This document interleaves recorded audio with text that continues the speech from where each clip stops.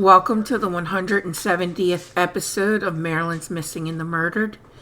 Maryland's Missing and the Murdered is a weekly YouTube channel that covers a topic of missing and murdered individuals from the state of Maryland. If you like this channel, please like and subscribe, and click the bell so you'll be notified when the next cases are released. Squeegee workers have been a thing in Baltimore since 1980s. People, mostly teenagers, will stand at intersections with Windex and squeegees hoping to make some money by washing car windows. Some workers are cool, but others will key your car, break windows, bend your windshield wipers, etc. if you refuse service. In 2017, former Baltimore Mayor Catherine Pugh attempted to launch an initiative where they would get 100 squeegee workers and have them set up outside City Hall, but it never got up off the ground. On January 7th, 2022, numerous people reported issues with squeegee workers. At 11:30 a.m., Senator Antonio Hayes was at the corner of Conway and Light Streets when he was approached in his car by squeegee workers. Senator Hayes told them to get away from his car, and one of the workers threw a water bottle at his head, so he called the police. At 1 p.m. at the corner of Pratt and President Streets, a female driver was told by a squeegee worker that they only accepted Venmo as payment. They allegedly took her phone and used an app on it to steal over $2,000. At 1:30 p.m., a motorist reported to police that when he told the squeegee workers that he didn't want his windows clean, this worker bent his windshield wipers. The motorist cussed at the worker, and the worker pulled out a gun and threatened him. Officers were nearby and chased the worker. The worker had other incidents from the previous months from bending wipers as well. At 4:30 p.m. at Conway and Light Streets, the same intersection that Senator Hayes had a confrontation earlier in the day, 48-year-old Timothy Reynolds was at the intersection. Reynolds had previous run-ins with squeegee workers all the way back to 2019. In 2019, he had posted on Twitter that the workers would wash his windows without permission. Quote, "These kids have no right to be out in traffic," end quote. Video surveillance of the altercation was obtained by a dash cam, and still photos from CCTV shows Timothy Reynolds' car pulling up and then a squeegee worker leaning on his car. According to the video, Reynolds turned the corner, pulled over, and got out. Still photo shows the suspect picking up a book bag which contained a gun and walking towards where Reynolds and other workers were, pulling a mask over his face. Reynolds turned to walk away, and workers began to throw rocks at him. The workers surrounded Reynolds, and he swung his bat overhead, not hitting anyone. Video obtained showed a worker either throwing a brick or concrete at Reynolds, striking him in the head, causing a gash. Reynolds at this point was disoriented, and that was when the suspect fired 5 times with 3 shots, striking Reynolds in the back.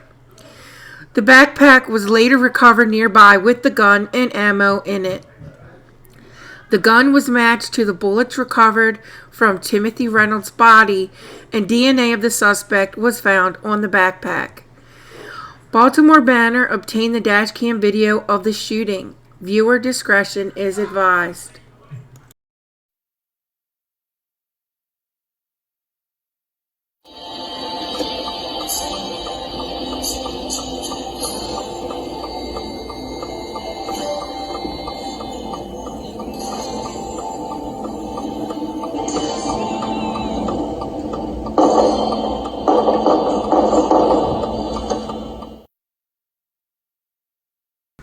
After the shooting, Senator Hayes texted the media after they reached out for comment.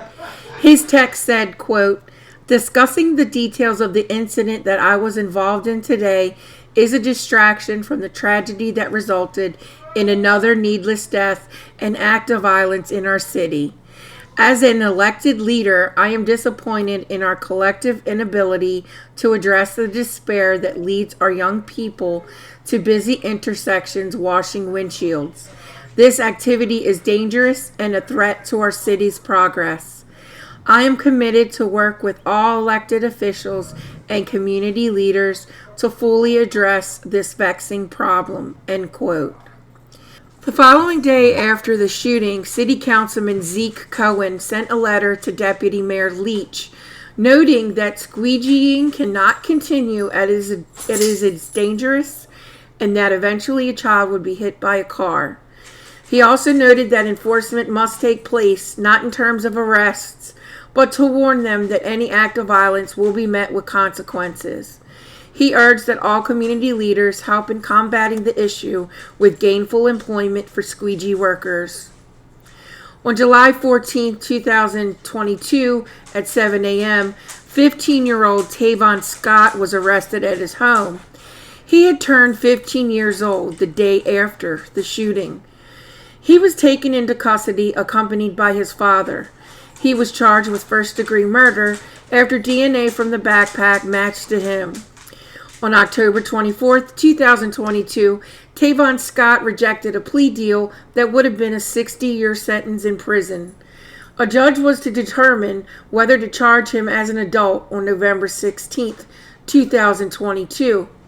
However, on November 14th, the Reynolds family had a press conference that over the weekend they were told that the state's attorney would be dropping the murder charge and Tavon Scott would plead guilty to manslaughter. The family was rightfully upset as the state's attorney did not notify them of their plans and they felt betrayed. On November 18, 2022, a judge reviewed the two videos of the incident and listened to victim impact statements. The judge decided to reject the offer by the state's attorney to send the case to juvenile court and allow him to plead guilty to manslaughter. So, Tavon Scott will continue to be tried as an adult for first-degree murder. On January 9, 2023, the judge scheduled the trial for July 17, 2023, and should last 10 days. And I will update you as soon as the trial begins. Thank you for joining me this week. If there's a Maryland's Missing or Murdered case that you would like to see on this channel, email me at marylandsmissing@gmail.com. Twitter is Maryland's M&M. Music is by Silent Vengeance. Sources will be listed in the outro. I will see you again next week. Be kind to one another. You never know what will happen tomorrow.